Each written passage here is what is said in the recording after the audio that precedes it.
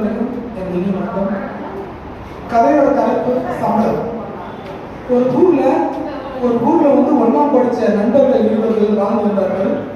அதில் பார்த்தீங்கன்னா ஒருத்தங்க பேர் குப்புசாமி, நல்லா படித்தாங்க நன்றா. இன்னொருத்தர் பேர் மாரிசாமி, சுமாராக படித்தாங்க. சரிங்களா? இந்த 2 பேருமே பார்த்தீங்கன்னா காலம் கடந்தது. இருவரும் ஒரு கம்பெனியில் வேலையில் சேர்றாங்க.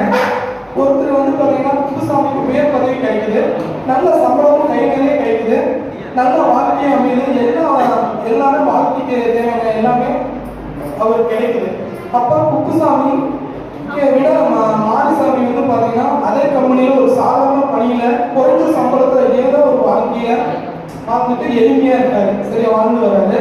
இந்த ஏற்றத்தாழ்வுக்கு காரணம் படிப்பு என்பதை நாம் அனைவரும் உணரலாம். ஆனால் ஒன்று, இருவருக்கும் பதவி உயர்வு தாழ்வு ஏற்றத்தாழ்வுல இருக்கு. ஒன்று, இருவருக்கும் ஒரே மாதிரியான வயது வரும்.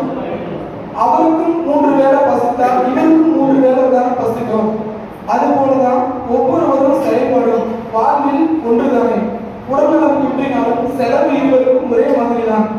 ஆக வாழ்வில் அடிப்படை தேவை அனைத்திற்கும் பணமின்றி ஒன்றும் செய்ய இயலாது. எனவே படித்தோருக்கு உயர் பதவியும் நன்மதிப்பும் தரலாம், தவறொன்றும் இல்லை. அதேபோல் தனக்கு கீழ் பணிபுரியும் ஊழியர்களுக்கும் நல்ல சம்பளம் தரலாமே. தந்தால் அவரது வாழ்வும் சிறக்கும், அனைவருக்கும் வாழ்வில் மகிழ்ச்சியும் கிட்டும், இல்லையா? இன்று மாரிசாமி போல பலர் வாங்கும் சம்பளம் அவர்களின் குடும்ப வாழ்விற்கு போதியதாக இல்லை.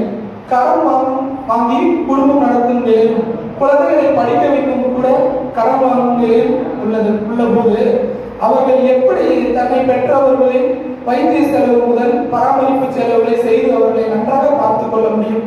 ஆக விலைவாசி உயர்வு ஏற்ற நிலை, சம்பள உயர்வு தாழ்வு நிலை மாற வேண்டும். இந்நிலை மாறினால் எல்லோரும் ஏற்றமும் மாற்றமும் பெறும். கூடி வாழலாம், கூட்டு குடும்பமாக வாழலாம். நன்றி.